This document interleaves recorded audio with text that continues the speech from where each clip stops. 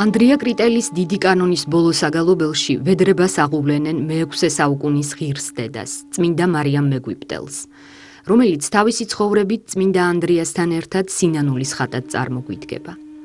12 წლისა იყო მარიამი ცოდვებით ახსავსე გზას რომ დაადგა და მისი ცხოვრება კიდევ ერთხელ ადასტურებს დავით მეფსალმუნის სიტყვებს: დიდხარ შენ უფალო და საკვირველარიან საქმენი შენი.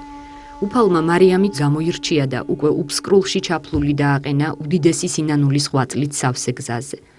ყოველივე კი ასე მოხდა.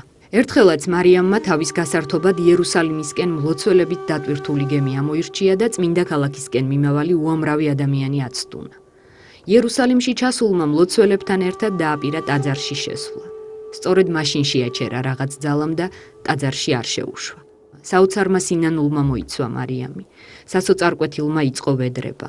ოღონდ ახლა გადამალახვინა ეს ხურბლი და მთელ ჩემს დარჩენილ სიცოცხლეს შენ შემოგწირა.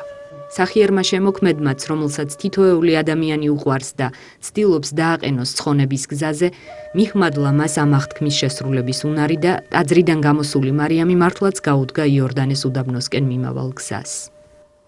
სწორედ ამ უდაბნოში განაცვიფრა თავისი ცხოვრებით მარიამმა ანგელოზებიცა და ადამიანებიც. მან ფეხით გადაიარა მდინარე იგი იორდანესი და მერე აქ გაატარა თავისი ცხოვრების დარჩენილი მთელი 48 წელი. მარიამი უფალმა თავისი ცხოვრების უკანასკნელ წლებში შეახვედრა წმინდა ბერ ზოსიმეს, რომელიც მონასტრის ტრადიციებიდან გამომდინარე, დიდი მარხვის გასატარებლად სწორედ ამ უდაბნოს ეწვია, იმის იმედით, რომ შეხვდებოდა რომელიმე წმინდანს თუ მონაზონს, რომელიც მასავით იღწვოდა უდაბნოში სულის ხსნისათვის. წმინდანი 20 დღე შედიოდა უდაბნოს სიღრმეში და ერთხელაც, როცა მე-6 ჟამის ფსალმუნთა გალობებს ასრულებდა, თვალი მოჰკრა უცნაურ არსებას. ცოტა არ იყოს შეეშინდა. იფიქრა ეშმაკეული მეჩვენებაო და თვალი აარიდა.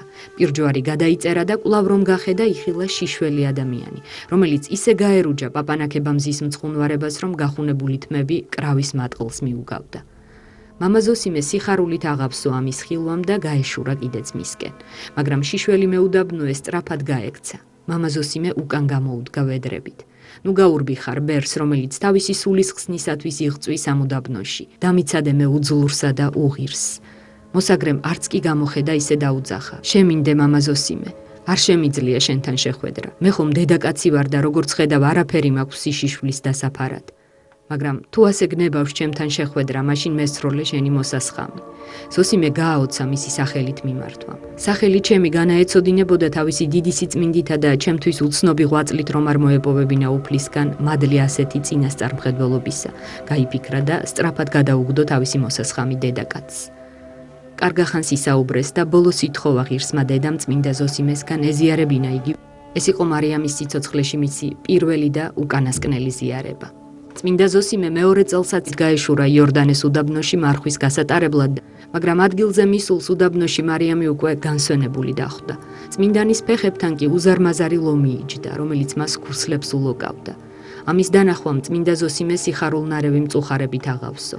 მწუხარებამ იმიტომ, რომ აღარ მიეცა საშუალება კვლავ დამდგმარიყო წმინდა მარიამთან საუბრით. სიხარულით კი იმიტომ, რომ ნანახმა კვლავ განუმტკიცა რწმენა უფლისა და იმისა, რომ სიკვდილი მხოლოდ მოჩვენებითი და საცდურია ადამიანთათვის.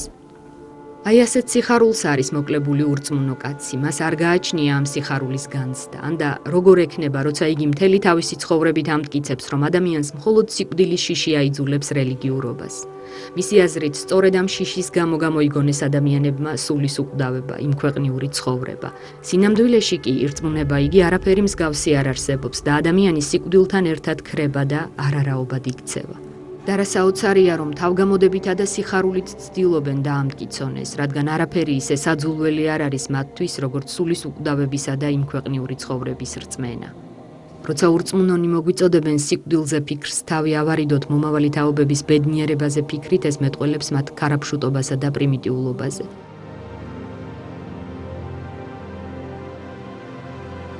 რელიგიური და ქრისტიანული სწავლების სიღრმე კი იმაში მდგომარეობს, რომ იგი ამ თემას გვერდს კი არ უბლის და კი არ დაჰყავს პრიმიტიულ ანიმიზმამდე და სიკვდილთან შეგუებამდე, არამედ მოუწოდებს ადამიანს მისი დათრგუნვისა და გამარჯვებისკენ.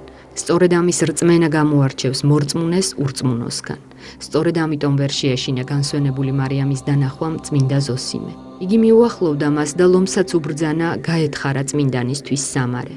ლომმაც მორჩილად იწყო ამ მოთხოვნის შესრულება და მიაბარა წმინდა ზოსიმემ მარიამ მეგვიპტელის ცხედარი მიწას. ასე შეძლო წმინდა მარიამმა ამ უმწეო ქალმა ღირსეულად ეღვაწა უდაბნოს ამ სასტიკ გარემოში მთელი 48 წელი და თავისი ღვაწლით ასე დაეთრგუნა სიკვდილი, მოეპოვებინა სულის უკვდავება და დამკვიდრებულიყო ღვთის სასუფეველში. სწორედ ამიტომ ავედრებენ მორწმუნენი დიდ მარხვაში მას თავს და ითხოვენ მისგან ძალას, რომ შესძლონ ღირსეულად ამ მარხვის შენახვა. ჩვენ შევავედროთ თავი წმინდა მარიამ მეგვიპტელს ამ ლოცვით. მოწყალე ჰყავ შემოქმედი მაქებელთა შენთათვის ღირსო დედაო, ხსნად ჩვენ და ბოროტთაგანა, ჭირთა და ვნებათა ზედა დასხმულთა და განსაცდელთა გარემოდგომილთა, რაითა დაუცხრომელად გადიდებდეთ შენ, მადიდებელსა უფლისასა.